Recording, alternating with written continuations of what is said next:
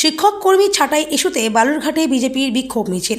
Supreme কোর্টের রায়ে 26,000 শিক্ষক ও অশিক্ষক কর্মীর চাকরি বাতিলের ঘটনায় মুখ্যমন্ত্রী মমতা ব্যানার্জির পদত্যাগের দাবিতে বালুরঘাট শহরে বিক্ষোভ মিছিল করল বিজেপি।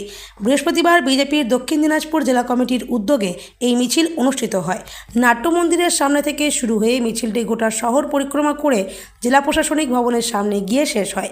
উপস্থিত ছিলেন বিধায়ক বুধরাই টুডু, জেলা সভাপতি স্বরূপ চৌধুরী সহ অন্যান্য বিজেপি নেতৃত্ব।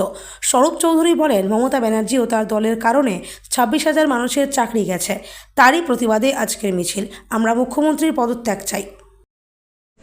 দেখুন, আজকে আমরা বালুরঘাট শহরে মিছিল করছি, তার কারণ যে পশ্চিমবঙ্গে যে অরাজকতা চলছে তার একটা শ্রেষ্ঠ নিদর্শন যে আজকের দিনে মহামান্য সুপ্রিম কোর্ট রায় দিতে বাধ্য হলো যে 26,000 যারা এসএসসি মাধ্যমে রিক্রুটমেন্ট হয়েছিল তাদের চাকরি বাতিলের। এর আগে হাইকোর্টে যে রায় দিয়েছিল সেটাকে বহাল রেখেছে। বিষয় হলো 2016 সালের যে এসএসসি যে প্যানেল হয়েছে সেই প্যানেলে অনেক দুর্নীতি হয়েছে, অবৈধভাবে সেখানে আর চাকরি করছে, কিন্তু তার মধ্যে কিছু বৈধও ছিল।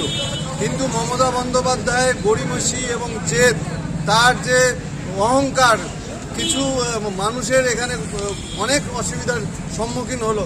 যারা যোগ্য তারা বিপদে পড়লো, তাদের 6 বছরের বেতন সহ ফেরত দেওয়া। অযোগ্য তো তাদের তৃণমূলের ক্যাডার হিসাবে সেখানে ঢুকেছে, সেটা বিষয় সম্পূর্ণ আলাদা।